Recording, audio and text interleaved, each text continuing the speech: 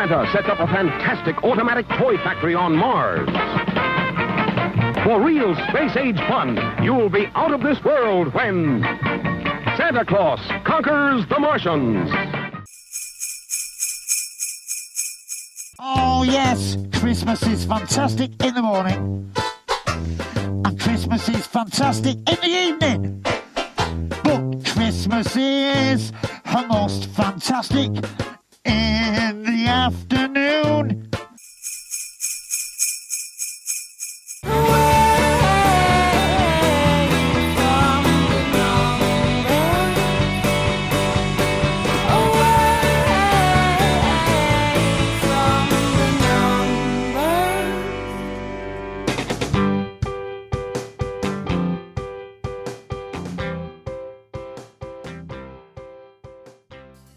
Well, hello again, listeners out there in podcast land, and welcome to episode 89 of There's Still Time, the AFTN podcast, and it's our special Christmas show.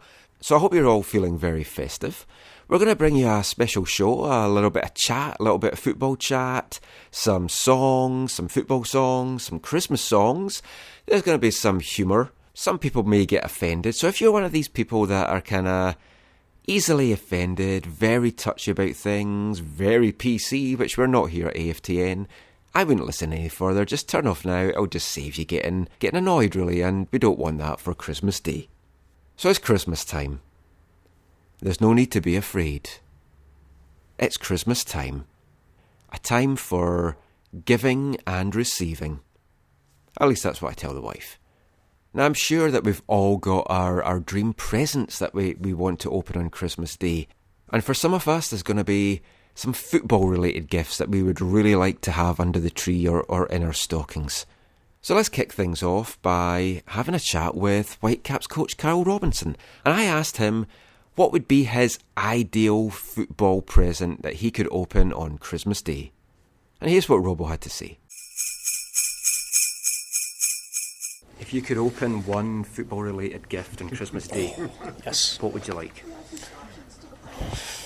Robbie Keane in a box. There you go. You're just moan about the turf non-stop. It's like you can't have that. What footballer doesn't moan? That's true.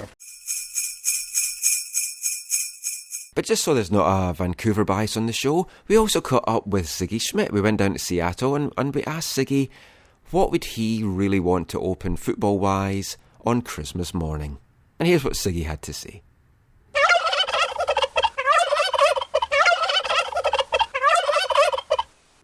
Always a worrying and terrifying time of the year in November and December for a man like Siggy Schmidt. Of course, some MLS managers have already had their Christmas presents for the year. For Bruce Arena, guiding LA to the Galaxy's 5th MLS Cup, that was his Christmas present, and it left him so excited, and he just had to tell us so. You know what? I'm happy. But it's not just MLS managers that get Christmas presents at this time of year. We caught up with the Toronto man that was given the gift of TFC season tickets.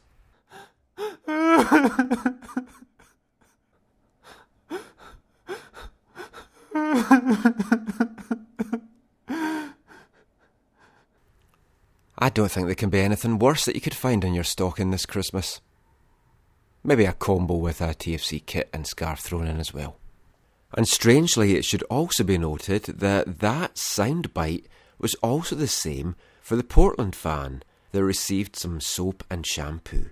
Now, we're not sure if Carl Robinson will get his dream present of Robbie Keane in a box, but the Whitecaps news this week does look like he has got an early Christmas present in the signing of Uruguayan striker Octavio Rivero, but there's going to be more of that later. So you've heard Carol say what his dream Christmas present would be this year of a football nature. Let's hand it over now to our regular roundtable gang as we share with you what our dream football-related presents would be to open this Christmas morning. And if you're listening, wives, girlfriends, or wannabe mistresses, you know exactly how to make us happy if you listen to our section, All I Want for Christmas is a Dukla Prague away kit. And he managed to get hold of a Dukla Prague away kit, 'cause His uncle owned a sports shop and he kept it to one side. And after only 5 minutes, you'd be down to 10 men. Cause he'd sent off your right back for taking the base from under his left winger.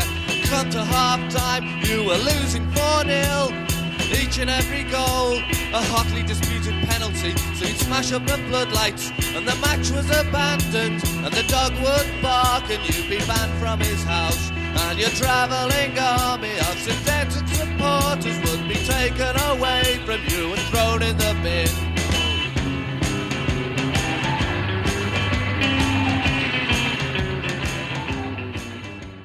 For this section of the Christmas special, we're joined by some old friends. We've got Stephen Lamotte, we've got a fat man in a red football top, Zachary Miesenheimer.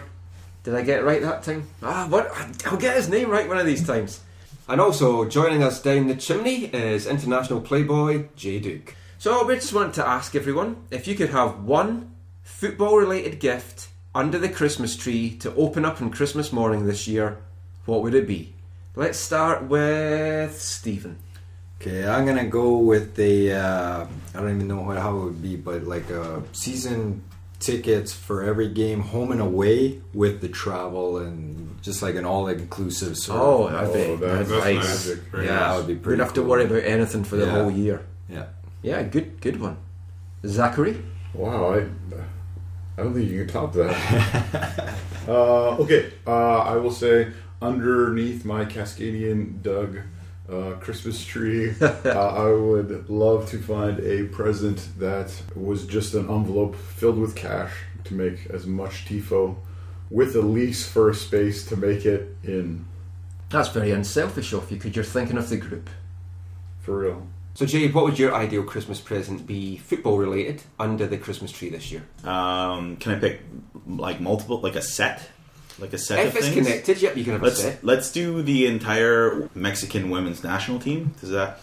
Well, you like your Is that- Latinas. Yeah. And what's your plan for them? Are you going to play with them? We've got. I've got a whole basement thing set up. Don't worry about it. But Sounds creepy. yeah. Well, they don't call him Fred West for nothing. Being a little bit more serious. That wasn't your serious at all. Well, half serious. I was booking my trip to your house. My real wish would be that, and this might not work out for the best in the end, but my one wish would be for the Whitecaps to draw a Mexican team in Champions League. Although it'd be So you can stick it with the basement? no. See, this is the men's the club team, the men's. I know, it'd just be a mass orgy. So I'd like to see. It would be a hell of an away trip, you know. It would. Head down to Guadalajara. Might never make it back home again. Yeah. Raining piss on us. And it would be good to see how the Whitecaps match up against what are known to be our, North America's really premier teams. Like to see a Cruz Azul or Querétaro, obviously. or Querétaro. That's the one everyone's In a weird way, I would Champions League. actually really enjoy seeing that in a really perverted way. I wouldn't mind seeing Querétaro. Well, I'd play love it. to see Zach's tifo. Querétaro. Querétaro. Querétaro, yeah. Querétaro. Yeah, don't go by my pronunciation. But- I'd like Tijuana, because they get like massive crowds. It seems a really good atmosphere. I've been to Tijuana. I have a picture of me sitting on a donkey. Mm-hmm. Folks said I had a beautiful ass, but it wasn't mine. I had to just get my photo taken. First thing that came to my mind was Nigeria Coker. When you said you were sitting on a donkey. Oh, I think that. That was ass. Yeah. Either way. But anyway, let's move on. Let's move on to Steve's choice of present now. I would like some used panties from Emily Zur.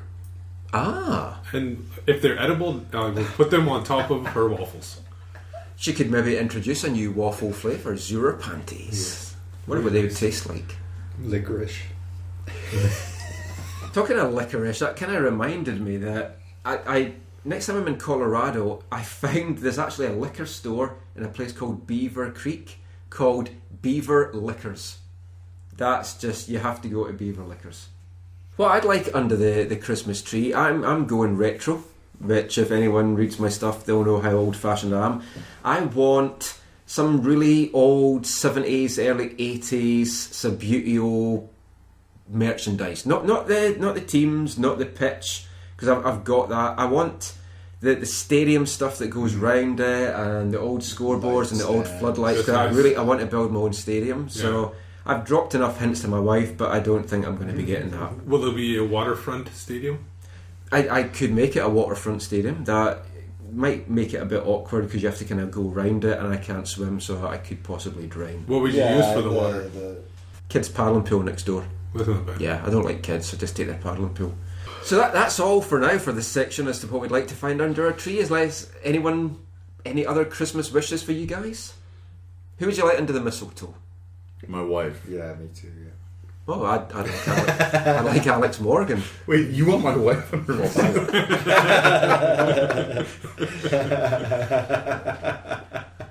And on that bombshell, let's end this section. So we threw that question out to some of our listeners on Twitter, and they shared with us what some of their dream football presents would be for opening under the Christmas tree this year.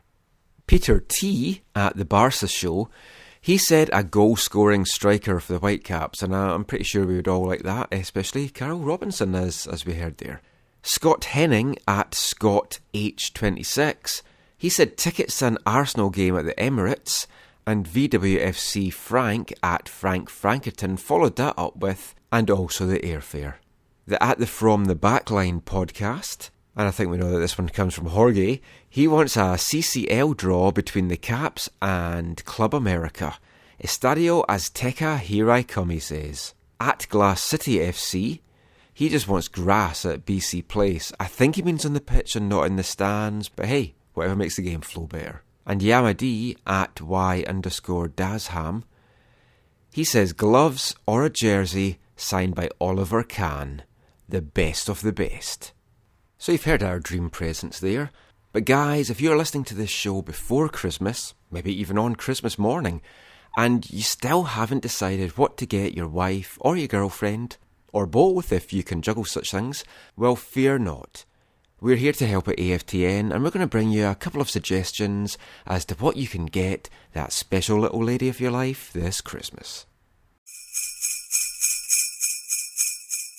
Come with me and I'll show every one of you husbands how to get the warmest thank you kiss you ever got on Christmas Day. For instance, here's a gift that would rate a kiss from any woman. A Westinghouse toaster. And isn't it a beauty? It looks like Christmas, doesn't it? Just set it for light, medium, or dark, and the toast pops up exactly the way you want it. Let's look at this one. The best waffles ever for Christmas breakfast, because it's a Westinghouse automatic waffle baker. Just set it for the kind of waffles you like best. A tiny signal light tells you when it's time to pour the batter and to take the waffle out. Ladies, this is your turn. I'll bet that man of yours would love to make himself real tasty toasted cheese sandwiches on a Westinghouse sandwich grill. It toasts, fries, grills, and warms. Ladies, gentlemen, make it a Westinghouse gift this Christmas, and I know it will be a merry one. Father Christmas. Are you up there? I want to ask you for something. Not for me, but for Mummy. Mummy wants a new Hoover because she's got lots of work to do. You'll help me choose one, won't you? Of course. Why, that's the wonderful Hoover-matic your Mummy's always wanted. 3 lovely cleaners for versatile around-the-house cleaning, and the polisher scrubber to get floors sparkling, and this extra special iron. Don't forget, Father Christmas, a Hoover for Mummy. Bye. Now, it should be noted, I did play those adverts to my own wife, and her reaction wasn't as grateful as I was expecting. A little bit surprised there. She did say that I could maybe expect coal in my stocking, and I was a bit excited. I'm hoping she means Cheryl, but I'm not too sure about that. Now, one of the most endearing Christmas stories, of course, is Charles Dickens' A Christmas Carol.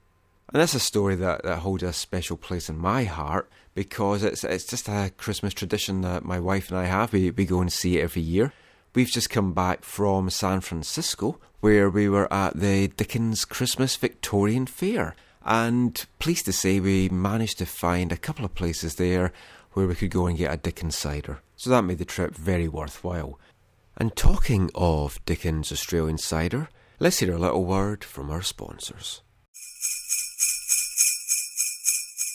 Hi guys, it's Gerald Porshman here. You know, in 1861, the Dickens Beverage Company has been producing some of the best wines we have grown to love, including Chardonnays and sparkling wines. Hey, Frederick Von Dickens has now introduced a brand new cider that's been around for years but is gradually making an impact on the global market. And it started right here on the Gold Coast. Dickens is slowly winning the taste buds of millions of cider drinkers from right around the world. Can't begin my day until I've had a Dickens cider. There's nothing better than waking up to a good old Dickens cider. My girlfriend loves Dickens ciders.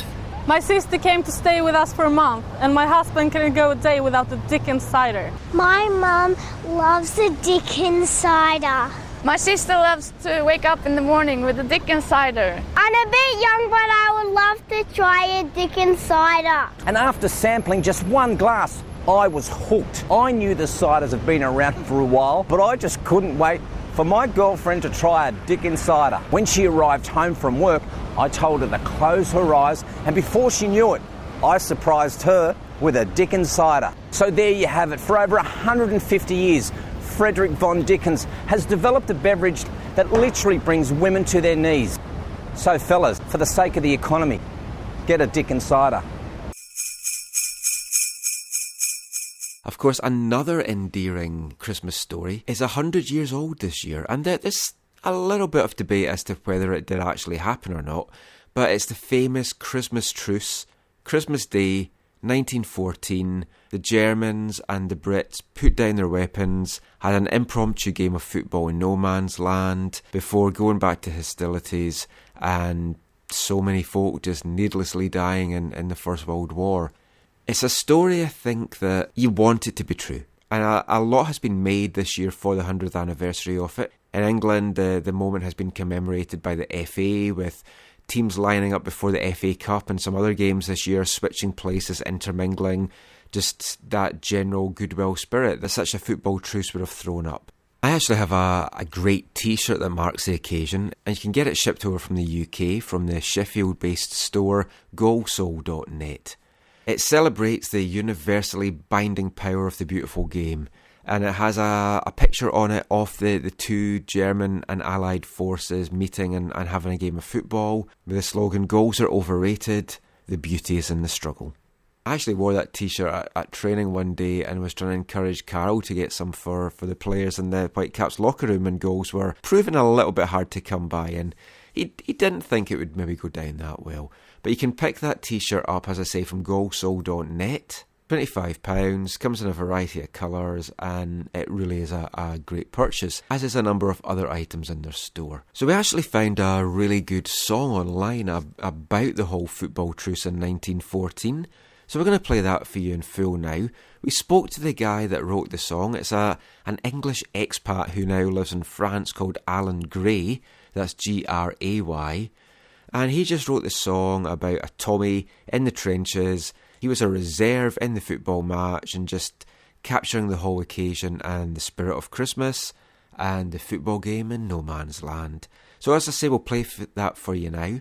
The song is available to buy on Amazon, iTunes, Spotify and TuneCore, so search that out. This is The Reserve, the Christmas Truce football song by Alan Gray. Enjoy.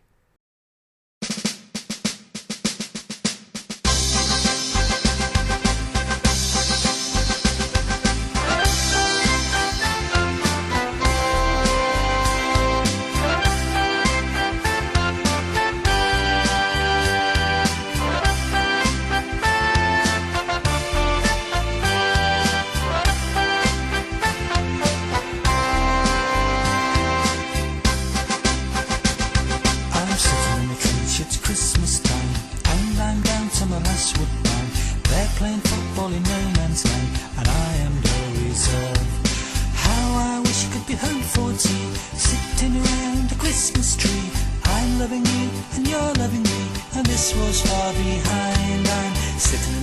it's Christmas time, and I'm down to my last woodbine.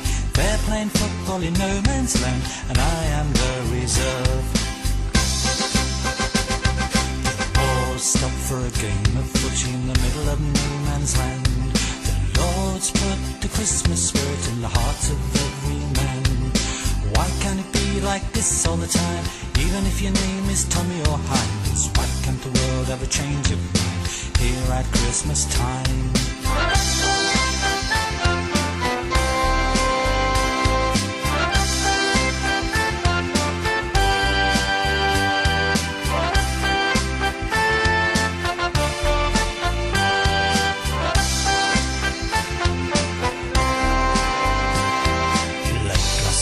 The big old moon shining down, it was cold and frost was all around. We were keeping watch and all was quiet. The Germans sang a song called Silent Night. Never before have I heard such a beautiful sound. Hey, look, I see a robin perched upon a rifle there. I wish that I had wings and I could fly right out of here. But I shouldn't complain, I feared my Mexico and I'm still here. And I'm sitting in the trench, it's Christmas time, and I'm down to my last woodbine. They're playing football in no man's land, and I am the reserve. But hey now, things are looking up, a forward's gone and broke his foot. They want me to take his place, so I must close now, dear. I'm sitting in the trench, it's Christmas time. The lads are here and we're drinking wine, and I've just scored for England. We beat them 1-0, Mary dear. Merry Christmas.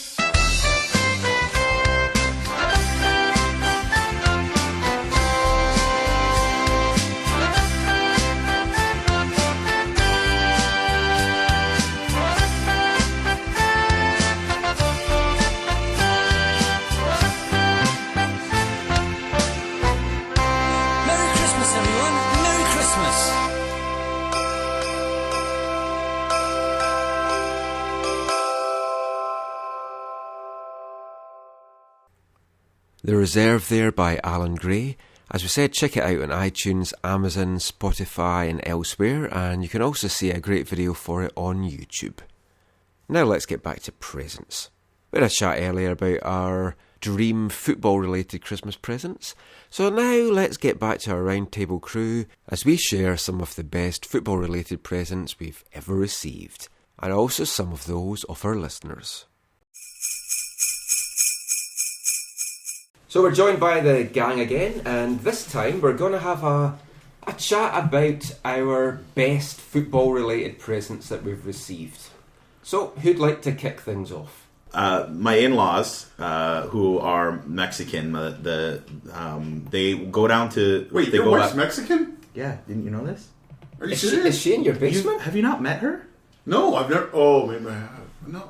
So when you make these jokes on the podcast, it's like an homage to your wife. Sort of, yeah. Okay. I also She keeps her in the basement too. Really enjoy Latino women. They think they're beautiful, and the Mexican team has a lot of good-looking ones on them. I do as well, because I thought you were going to say the Mexican team has a lot of Latinos on it. So I have a funny one, or a little bit funny. I've heard your wife say that.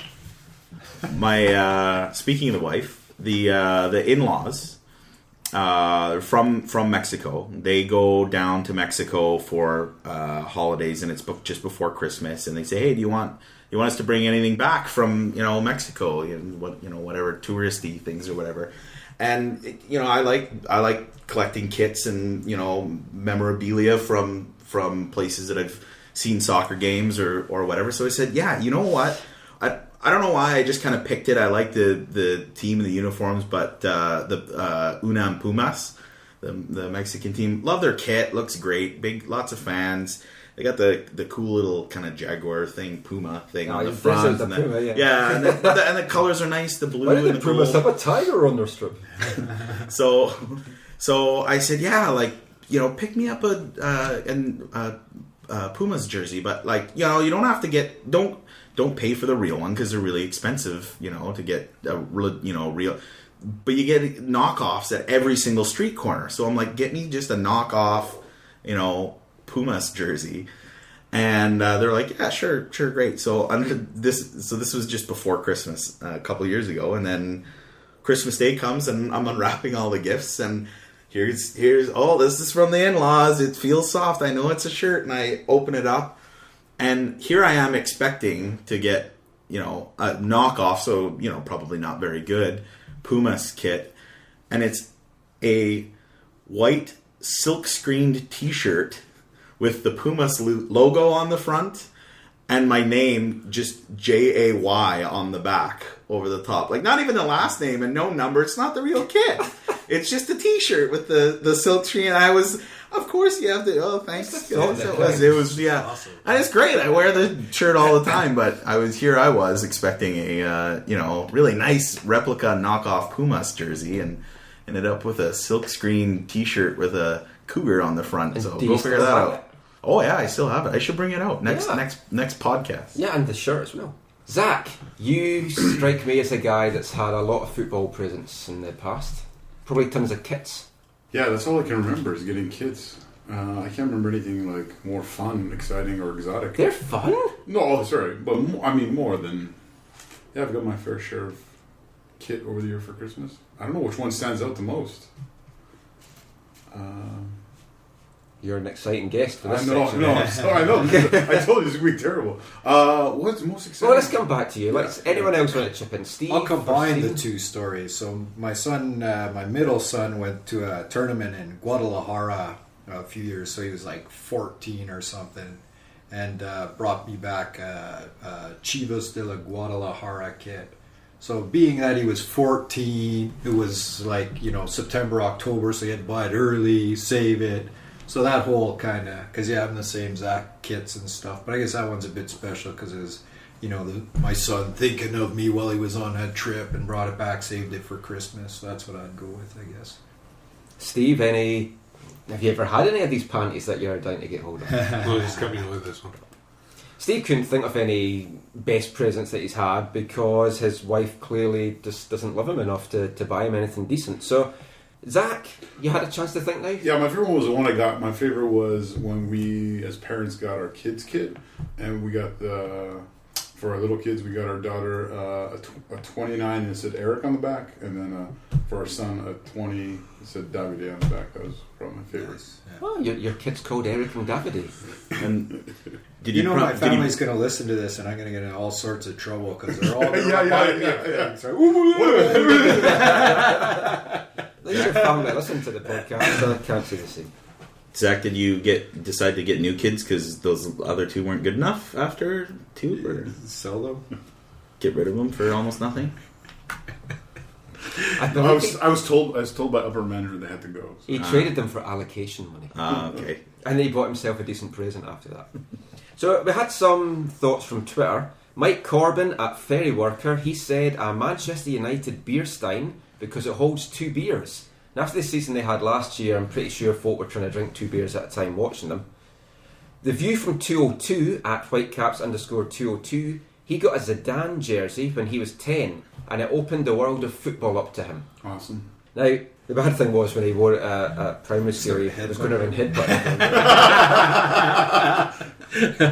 Still my punchline, man. Andy M, friend of the show, at Swampo. Sabutio and several Roy of the Rovers annuals, which I don't know if folk know Roy of the Rovers here. Great cartoon strip, love that. Arn Salveson at Bad Gonez YVR, he got a Lego football pitch, and he says, ask Zachary about that. Yeah, Arn has told me about his awesome football pitch. I've been to his house. And he's a big Lego man. If you don't follow him, Useful Spaces on. I saw Calgary Global put that picture out of the big Lego man that was washed up on the beach. Was that Arn? I haven't done that yet. No, but Arna is doing the Lego City Calendar. Every day you see the updates. He does his own magical writings that go with it. Cool. Best present I got, which won't sound very good to people, but it was a no smoking sign. And I got it just before Christmas. I don't know, weird looks and all. It arrived in the mail. I still to this day have no idea who sent me it. But it was from Old Bay View, East Fife's former ground. When it was getting knocked down, the fans were allowed to come in and take stuff.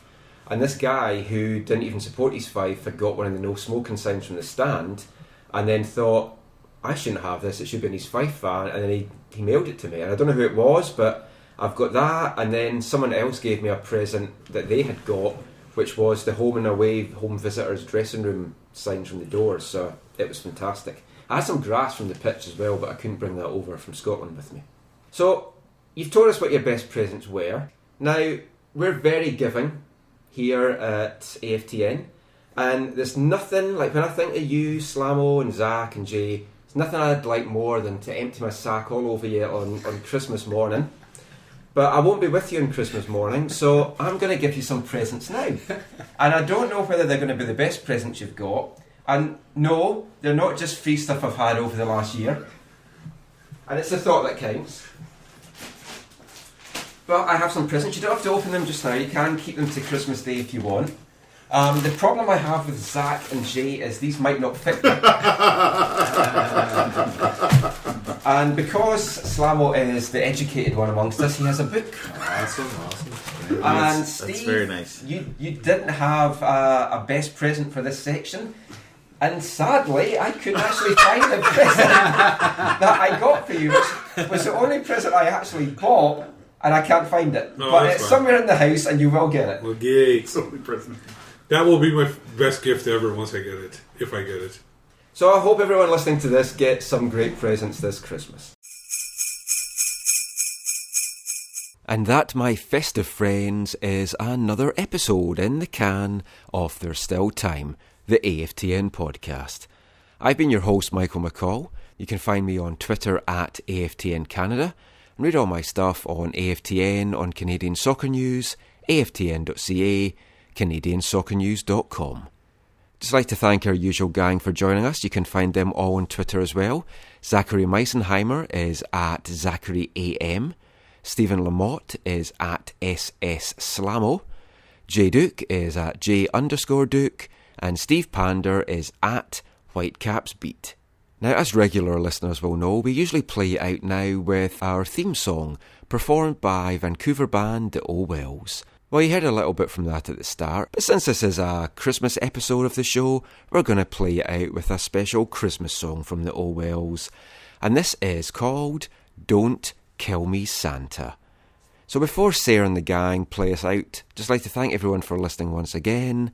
As always, take care, have a great, happy, healthy holiday season, great Christmas, great New Year. We'll be back soon with episode 90 of the podcast, and until then, Mon the Caps.